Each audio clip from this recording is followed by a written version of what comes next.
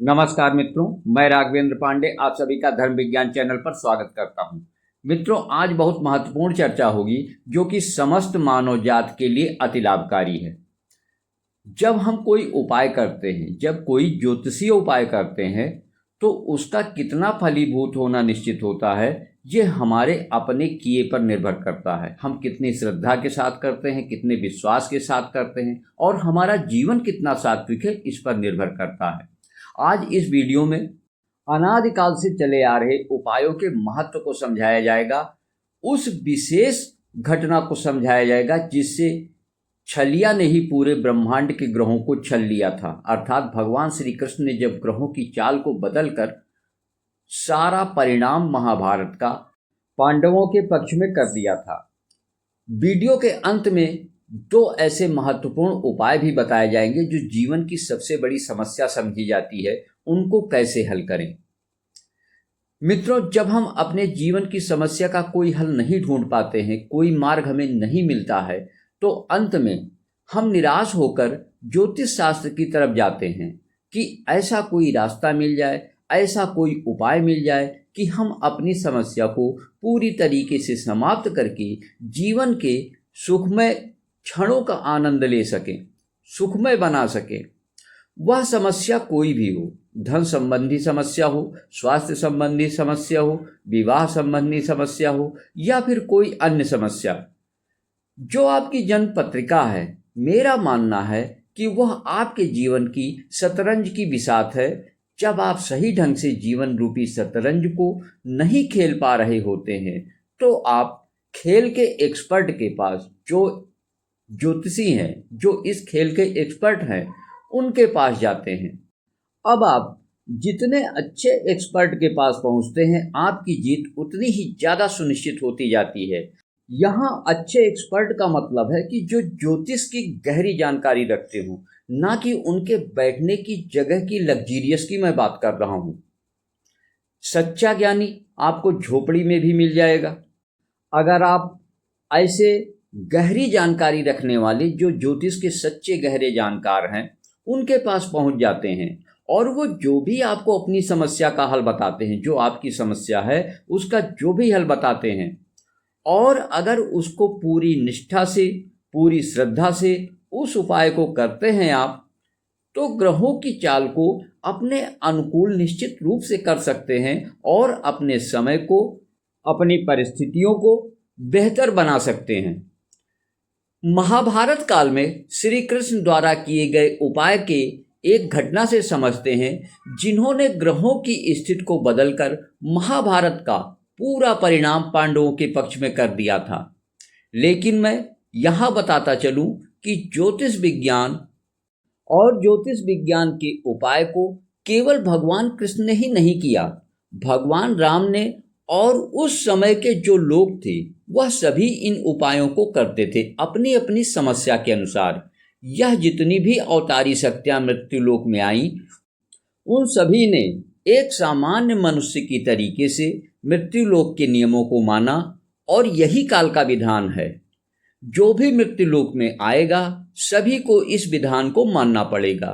तो यहाँ महाभारत जब शुरू होने वाली थी, तो शुरू होने के पहले दोनों पक्षों ने, कौरव पक्ष ने और पांडवों पक्ष ने, प्रकांड ज्योतिषियों को बुलवाया और उन सभी से अपने अपने शुभ मुहूर्त निकलवाने लगे कि उनका कब युद्ध के लिए कूच करना, कब युद्ध के लिए प्रस्थान करना उनके हितकर में होगा और उन्हें विजयश्री दिलाएगा। क्योंकि कौरव पक्ष सत्ता में थे, उनके पास प्रकांड से प्रकांड ज्योतिषज्ञ मौजूद थे, एक से एक नीतिज्ञ मौजूद थे। वो नीतिवान थे और नीति बनाना बहुत सुंदर तरीके से जानते थे। धृतराष्ट्र ने सभी को आदेश दिया कि सूक्ष्म से सूक्ष्म ग्रहों की गणना करके हमें यह बताइए कि कौरव सेना किस ज्योतिष मुहूर्त में प्रस्थान करे कि दुर्योधन की और कौरव सेना की जीत सुनिश्चित हो सके और पांडव तथा पांडव सेना की हार सुनिश्चित हो। ऐसा आदेश मिलते ही राज ज्योतिषी ने ग्रहों की गणना आरंभ की। काफी मंथन के बाद राज ज्योतिषी ने ऐसा मुहूर्त निकाला जो युद्ध की परिभाषा ही बदल देने वाला था और कौरवों को विजयश्री दिलाने वाला था। सभी गणना संपूर्ण करने के बाद राज ज्योतिषी ने कहा, महाराज, ज्योतिष गणना के अनुसार कार्तिक मास की अमावस्या को एक दुर्लभ और महाविनाशकारी योग बन रहा है जो कौरवों के लिए अति शुभ है। अगर कार्तिक की अमावस्या को युद्ध की शुरुआत हो तो निश्चित रूप से जीत कौरवों के पक्ष में होगी। यह सुनते ही सभी ने एक सुर में कार्तिक मास की अमावस्या को हो युद्ध शुरू करने के लिए सहमत हो गए। वह इस अद्भुत मुहूर्त का हर हाल में लाभ लेना चाहते थे, क्योंकि उनको ये पता चल गया था कि अगर कार्तिक मास की अमावस्या को युद्ध के लिए जो सेना पहले प्रस्थान करेगी उसकी विजयश्री बिल्कुल निश्चित है। यह तय होते ही कि युद्ध किस समय शुरू होगा, यह राजाज्ञा पांडवों तक पहुंचा दी गई। अब जो सबल होता है, जो सत्ता में होता है, उसकी बात तो माननी ही पड़ती है। जब यह सब भगवान कृष्ण ने सुना तो उन्होंने देखा कि ब्रह्मांड में इस समय ऐसा विध्वंसकारी योग बन रहा है कि अगर उस समय युद्ध होता है तो सारी ब्रह्मांडीय ऊर्जा कौरवों के पक्ष में कार्य करेगी और वहां पर पांडवों की हार सुनिश्चित हो जाएगी और ऐसे में धर्म की स्थापना करना असंभव हो जाएगा। फिर यहाँ पर भगवान कृष्ण ने वह उपाय करने का निश्चय किया जो खगोलीय घटनाओं की चाल ही बदल दे। अब वो तो ऐसे छलिया थे जो काल और माया को ही छल लेते थे। कृष्ण ने अमावस्या से एक दिन पहले यानी चतुर्दशी को गंगा तट पर गए और वहां पर सूर्य और चंद्रमा दोनों का तर्पण शुरू कर दिया। ब्रह्मांड के नियम के अनुसार अनुष्ठान पूरा होते ही तत्काल सूर्यदेव और चंद्रदेव कृष्ण के समक्ष उपस्थित हुए। सूर्यदेव ने कहा, प्रभु, यह क्या कर रहे हैं? अमावस्या का तर्पण आज चतुर्दशी के ही दिन कर रहे हैं। तो कृष्ण भगवान ने कहा कि हे सूर्यदेव, हे चंद्रदेव, अमावस्या क्या है? अमावस्या तो यही है ना कि जब सूर्यदेव और चंद्रदेव एक साथ एक जगह पर होंगे तो अमावस्या होगी, और इस समय आप दोनों मेरे पास एक साथ खड़े हुए हैं तो अमावस्या ही तो हुई। अतः मेरे लिए तो अमावस्या आज ही है। और बात भी सही थी, सूर्य और चंद्रदेव दोनों एक साथ खड़े थे तो ब्रह्मांडीय नियम के अनुसार महीने में तो एक ही अमावस्या होगी और जैसे ही ये अलग होंगे तो वहां से परिवा चालू हो जाएगी। वहीं पर तत्काल ब्रह्मांड को अपने नियम तुरंत बदलना पड़ा और वह शुभ मुहूर्त जो कौरव के पक्ष में प्रकांड ज्योतिषियों ने सेना को प्रस्थान करने का तय किया था वह एक दिन पहले बीत गया और कौरव सेना ने जब युद्ध के लिए प्रस्थान किया उस समय अमावस्या नहीं परेवा थी। शकुनी और दुर्योधन अपनी जीत के प्रति बहुत आश्वस्त थे, इसीलिए वो अति आत्मविश्वास से भरे हुए थे। लगभग 7-8 दिन बाद जब महाभारत का परिणाम धीरे धीरे कौरवों को विपरीत जाते हुए लगा, कौरव सेना लगातार हारने लगी, उधर के योद्धा मरने लगे, तो धृतराष्ट्र ने संजय द्वारा फिर राज ज्योतिषी को बुलवाया। जब राज ज्योतिषी दरबार में आए तो धृतराष्ट्र ने कहा कि इस समय कौरव सेना हार रही है और इसका कारण क्या है, क्योंकि हम लोगों ने तो बहुत ही शुभ मुहूर्त निकलवाकर अपनी सेना का और दुर्योधन का प्रस्थान करवाया था, फिर वजह क्या है कि कौरवों की सेना हार रही है। राज ज्योतिषी ने फिर से ग्रहों का आकलन किया। पूरी गणना के बाद जो निष्कर्ष निकला उससे राज ज्योतिषी भी हतप्रभ रह गए। उन्होंने दबी जुबान से धृतराष्ट्र से कहा कि महाराज, ऐसा लगता है कि ग्रहों का जो नियंत्रण करता है उसने समस्त ग्रहों को अपने नियंत्रण में ले लिया है और अब वो स्वयं खेल खेल रहा है।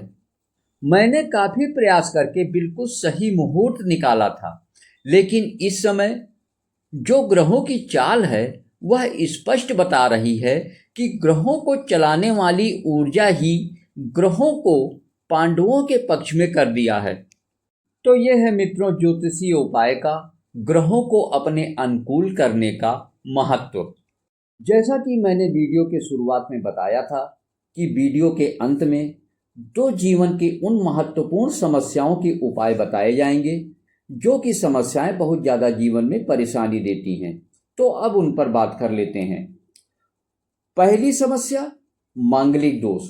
जो लोग जिनके जन्म पत्रिका में मंगल प्रथम भाव में, मंगल चतुर्थ भाव में, मंगल सप्तम भाव में, मंगल अष्टम भाव में तथा मंगल द्वादश यानी 12वें भाव में होता है, उनको मांगलिक दोष होता है, ऐसा ज्योतिष शास्त्र कहता है। और जो मांगलिक दोष की समस्याएं हैं उनको दूर करना अपने जीवन से निहायत जरूरी है। ऐसे व्यक्ति को प्रत्येक मंगलवार हनुमान जी के मंदिर में जाकर हनुमान जी की पूजा करना और उनको मीठा भोग, मीठा प्रसाद चढ़ाना और उसके बाद में 2, 4, 10 लोगों में उस प्रसाद को बांट देना। ये पूरे जीवन प्रत्येक मंगलवार को करना चाहिए। अगर मंदिर कहीं नहीं भी पहुंच पाते हैं तो कुछ मीठा, वो टॉफ़ी भी हो सकती है, कुछ मीठा लोगों में बांटना बहुत ज़रूरी है। अगर लगातार अपने जीवन में इस उपाय को आप जगह देंगे तो इसके काफ़ी अच्छे परिणाम आपको प्राप्त होंगे। अब जो दूसरी समस्या है वो है दरिद्रता की, यानी धन के कमी की। जब हमारे जीवन में सही इनकम आप सोर्स नहीं बन पाता है, धन की आवक सही ढंग से नहीं होती है और हम अपनी मूलभूत ज़रूरतें ही पूरी नहीं कर पाते हैं, ऐसी समस्या में जो हम उपाय बता रहे हैं, जो शास्त्रों में वर्णित है और इसके बेहतरीन परिणाम भी प्राप्त होते हैं, उन उपाय को करना चाहिए। अपने रसोई घर में एक 22-23 किलो जिसमें चावल आ जाए ऐसा जंगाल स्टील का ले लें। ध्यान रहे कि लोहे का टिन मैं नहीं कह रहा हूँ, वहाँ पर परिणाम उल्टा हो जाएगा। स्टील का जंगाल ले लें, उसमें चावल भर दें, लगभग 22-23 किलो जो भी चावल आए आराम से उसमें भर दें और 4 साबुत हल्दी उसमें डाल दें और उसको रखा रहने दें लगातार। जब 2 महीने, 3 महीने, 4 महीने बाद आपकी इच्छा हो उसे बदलने की तो दूसरा चावल उसमें भर दें और जो पहले चावल भरा था उसको आप अपने भोजन में इस्तेमाल कर लें। ध्यान रखें कि कोशिश करें कि जितना पुराना हो सके उतना पुराना चावल आप जंगाल में भरें। यह आपको उपाय जीवन पर्यंत रखना। जब तक आप इसे करेंगे तब तक धन की कमी नहीं आएगी और जब से ये उपाय शुरू करेंगे धीरे धीरे धीरे धीरे आपकी आर्थिक स्थिति उत्तम से उत्तम होती जाएगी। लेकिन मैं फिर भी आप सभी से ये कहना चाहता हूँ कि जन्म पत्रिका को किसी विद्वान ज्योतिष से, किसी अच्छे ज्योतिष से दिखाना भी जरूरी है। उनका महत्व तो नहीं खत्म हो जाता है। अगर कोई ज़्यादा मेजर समस्या आपके जीवन में चल रही है, कोई बड़ी परेशानी से जूझ रहे हैं, तो किसी विद्वान ज्योतिष से सलाह जरूर लें अपनी जन्म पत्रिका दिखाकर। और अगर ऐसा ज्योतिषी मिल जाता है जो हस्तरेखा का भी ज्ञान रखता हो तो सोने पे सुहागा। क्योंकि कभी कभी हमने देखा है जन्म पत्रिका गलत भी होती है, उनका एक्यूरेट टाइम ना मालूम होने की वजह से जन्म पत्रिका गलत बन जाती है। ऐसे समय में जो कुदरती जन्म पत्रिका है वो कभी गलत नहीं हो सकती। आखिरी में आपसे विनम्र निवेदन कि अगर पहली बार धर्म विज्ञान चैनल पर आए हैं तो कृपया धर्म विज्ञान चैनल को सब्सक्राइब जरूर कर लें ताकि आगे आने वाली सभी ज्ञानवर्धक वीडियो आपको सबसे पहले मिले। और वीडियो अच्छी लगे तो लाइक एवं शेयर अवश्य करें ताकि दूसरों का भी भला हो सके। मित्रों, कमेंट्स में राधे राधे लिखना ना भूलें। और अगर आपका कोई प्रश्न है, कोई क्वेरी है तो हमें हमारे व्हाट्सएप नंबर पर मैसेज करके पूछ सकते हैं। कॉल ना करें कृपया, कॉल अटेंड नहीं होगी। राधे राधे।